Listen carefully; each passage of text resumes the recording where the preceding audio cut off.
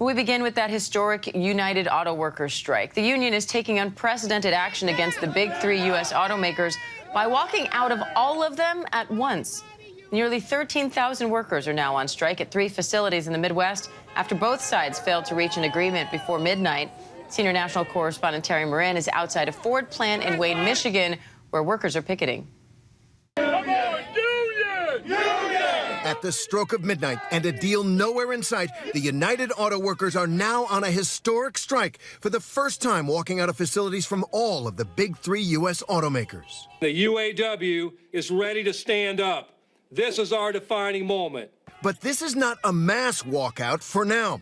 The union is aiming to disrupt corporate operations with targeted strikes at 3 facilities, a Ford plant in Michigan, a GM plant in Missouri, and an Ohio plant for Chrysler owner Stellantis. The union says a total of 12,700 workers have walked off the job so far. This strategy will keep the companies guessing. In the final hours, a behind-the-scenes scramble to avoid what would be a devastating strike, with President Biden calling UAW President Shawn Fain and all 3 of the automakers' leaders. And Ford and GM offering a 20% wage increase. But that's only half of what the union was calling for, a 40% increase. They say that's right in line with the pay increases the CEOs have had since the last contract. Workers also demanding a return to pension plans, better retiree health care, and cost of living adjustments. Ford's CEO telling us that the union's demands are unsustainable in an industry aiming to adapt to the future. We are one of the most important industries for jobs in America. Everyone will suffer, especially in the communities where we have plants. By one estimate, a strike at all 3 companies could cost the economy more than $5 billion, with tens of thousands of jobs lost. But for Scott Fox, out on the picket lines here this morning, this strike is about much more than the auto industry. So bottom line, for people watching this, what do you want people to know about what you're doing out here? I want to know that we're looking out for everybody, not just the union people here at this plant. You got the mega dollar dudes, and you got us down here, the small guys. We want to bring that back up to a better middle class. And senior national correspondent Terry Moran joins me now from Wayne, Michigan. Terry, you're there at one of the plants where workers are on strike. So what are they telling you? Diane, they're upbeat. This is the day that they have been waiting for anxiously, but also looking forward to change. The workers at Ford, almost all of them, have never been on strike. There hasn't been a strike at Ford. This Ford plant, they make Broncos and Rangers here. There hasn't been a strike at Ford in 47 years. So this is something new and something important. They feel they're making a difference. And we hear again and again from people here and workers that we've talked to other places that this isn't just about this contract. This contract is important. This is a big battle.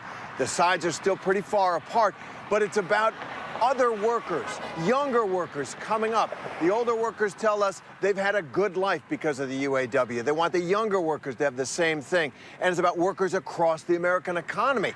This is a moment, their president, Shawn Fain, is telling them, and that they sense themselves, where labor has the upper hand for the first time in decades, and they can make a change, reset the balance between workers and management, and not just in the automobile industry. So they feel good. It's day one. You'd expect that. They're getting a lot of support, but the mood here is definitely upbeat. Terry, the union represents nearly 150,000 auto workers. Only about 13,000 are on strike right now. What happens if more join this strike? Well, that'll be an indication that the talks are going on. So the way that the UAW has structured these strikes, these are targeted strikes to disrupt corporate operations, but not shut down the entire industry and not put every worker out of work and on the union strike fund paycheck of $500 a week. That'd be tough. So they're trying to gradually, ratchet up the pressure on the corporations, on the car companies. If the negotiations do not proceed, more people will come out on strike, and it will get tougher for workers, tougher for the corporations. There may be a battle about where workers get paid from. The union has an $800 million strike fund. They are paying $500 a week to all those, like the ones behind me here, who have walked out. If that increases, and if plants close down because some plants are closed, there'll be a discussion, maybe even a legal battle, about whether they will go on state unemployment or whether the union will have to pay them. The sides disagree on that, but it is that kind of strategy that they're pursuing. All right, Terry Moran in Wayne, Michigan. Thanks, Terry. Hi, everyone. George Stephanopoulos here. Thanks for checking out the ABC News YouTube channel. If you'd like to get more videos, show highlights, and watch live event coverage, click on the right over here to subscribe to our channel. And don't forget to download the ABC News app for breaking news alerts. Thanks for watching.